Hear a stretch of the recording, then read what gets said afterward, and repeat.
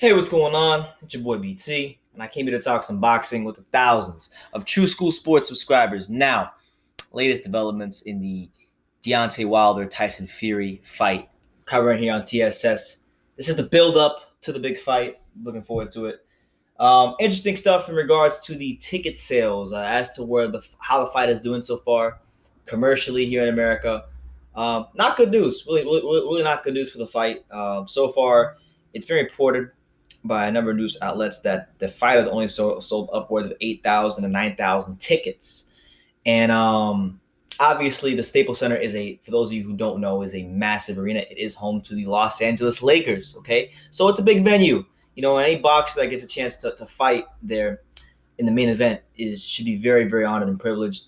And it's not really a good thing for boxing, or a good sign for boxing in America when you see that you have the heavyweight champion of the world from America fighting another top level heavyweight at the Staples Center, and it's not doing well. Now, before I get into what the quotes and all that good stuff, let me get started by saying I think this is a good example of poor management and promotion by the people in Deontay Wilder's career. I'm gonna tell you why. Because if you look at if you look at the UK, or if you look at the guys who are big draws on certain cities here in America, they are, they have a base. They have a base. Terrence Crawford is even though he's not a big draw much anywhere else, but he's a big draw in Omaha. Errol Spence is becoming a big draw in Dallas. You can find at Cowboy Stadium. He fought at their practice facility, which is like 13,000 seats, and sold it out.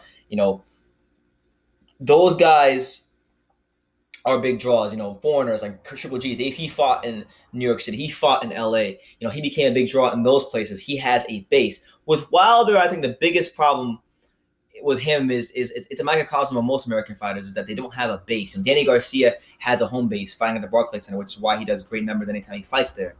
Wilder doesn't have a consistent base as far as him fighting in certain places. Like, he's fought in Alabama a couple times, he's fought in Vegas a couple times, he's fought in New York a couple times, but he's never really, settled in on a base. And I thought when I initially heard that this fight was at the Staples Center, I was kind of surprised, and I thought it was very just unintelligent by Deontay Wilder's people and people putting on this event to put it at the Staples Center, because, quite frankly, while in California, it's a big boxing market. It's it's a fight town. It's a great fight town. I've been to LA. I love LA.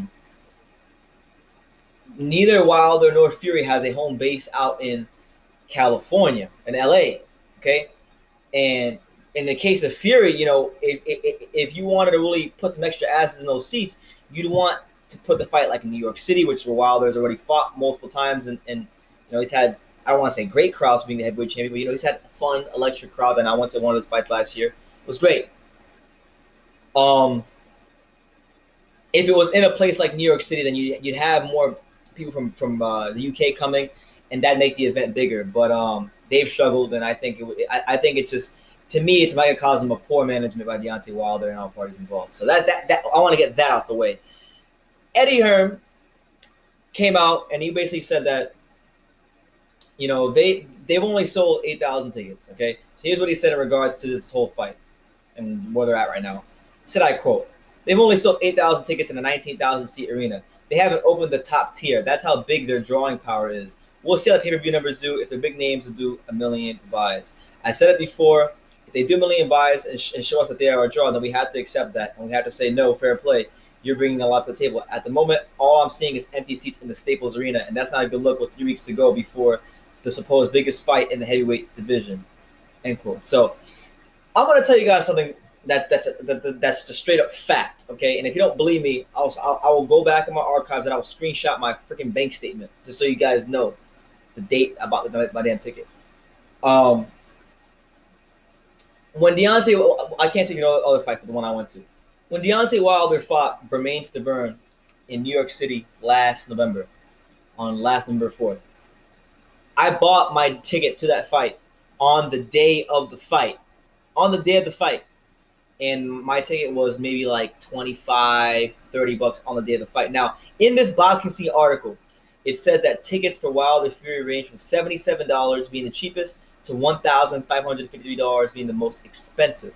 Okay, now one thing you must understand is if the ticket sales continue at this pace and this trend, they're going to need to try to not break even, but make something off the ticket. So what you'll see is the ticket prices will in fact lower. It will go from 77 to 65. It'll go from 65 to 50. It'll go from 50 to 45. And you might, if you're lucky and you're in the LA area and they haven't sold out, you might be able to get a ticket for $35 to go watch Wilder Fury.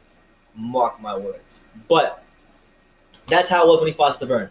And I think that's like the worst. That's the biggest telltale sign of how much of a draw Deontay Wilder isn't. I'm talking about across the masses here in America. And that doesn't take away from him being a fun fighter to watch or a fantastic knockout artist, but it says a lot about how poorly many, not just Wilder, it's not even just a Wilder issue, many fighters are promoted here in America. Because boxing, in many cases here in America, sad but true, well, it does have its fans, while it is a popular sport, the fact of the matter is, to the average Joe Schmo on the street, boxing that's going on today is an afterthought in the overall landscape of the American sports culture. That's a fact, and I'm just being honest. So, I think right now, if Wilder does go on out there and beat Fury, negotiations for a Joshua fight are just going to be ridiculously tough to make, because right now, with the way this is going, this fight is not going to sell out, and it's not going to be. Hopefully, it does. I want to sell out. I'm saying it's not going to be a box office success. Okay, so that's that.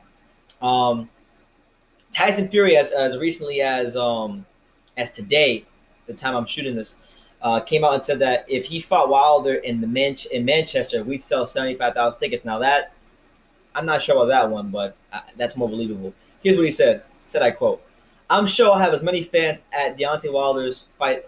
I'm sure I'll have as many fans as Deontay Wilder at our fight. But let's just say that if this fight would have been in Manchester or anywhere in the UK, it would have sold a stadium out.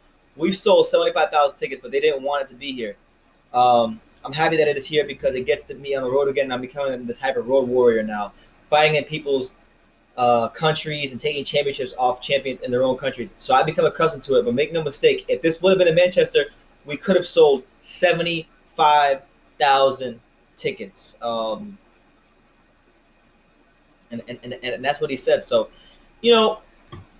I'm not going to sit here and say that I think Tyson Fury would sell 75,000 tickets, but I could definitely say that that sounds pretty believable. Like if they were to fight in Wembley Stadium or just any big venue in the UK, I believe that they would come close to a sellout, if not selling it out. Because while Fury, I love Fury, I legitimately want Fury to return to form and be this great heavyweight that I think he is.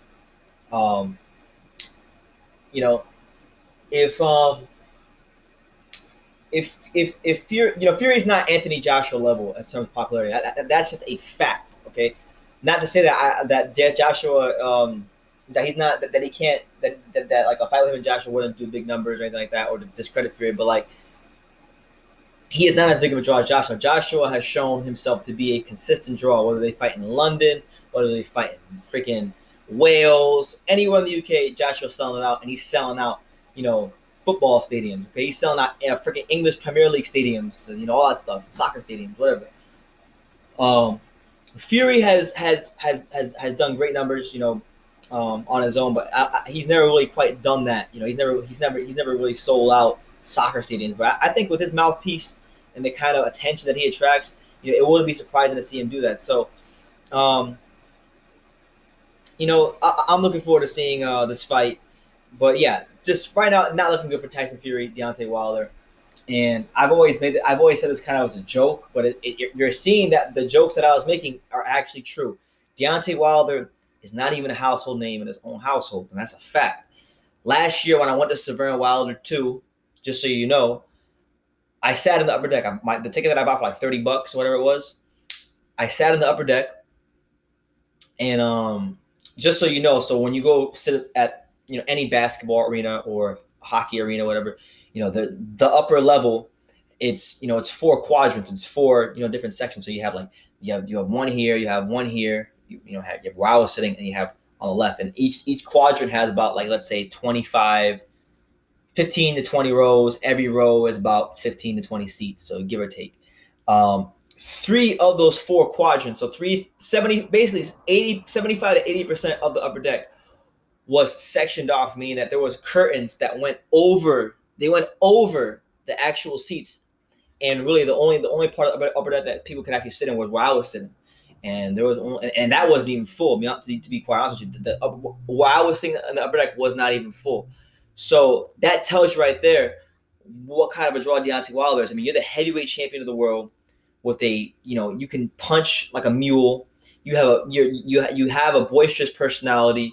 You're fighting in New York City, and you cannot even sell 15,000 tickets. I mean, I'm not even saying this as a joke anymore. It is quite sad. It's a sad state of affairs for Deontay Wilder. But hopefully, for him at some point in his career, he can continue doing what he's doing, and he can maybe get his just due. But he's got to keep doing what he's doing, man. And people will catch on eventually. But yeah, that's the news. Tyson Fury, Deontay Wilder, not doing good in the box office. Only sold, was it 8,000 tickets? 8,000 tickets, according to Eddie Hearn and many other sources. So let me know what you guys think, man. What do you guys think? What do you make of this? Does it give, if Wilder gets past Fury and then goes to negotiate a Joshua fight, does it give Joshua and Hearn even more leverage than they already had? Let me know in the comments down below. Take the time to subscribe, like I say every single video. You can love me or you can hate me, but I'm just a kid from Daniel. So until next time, take care, guys.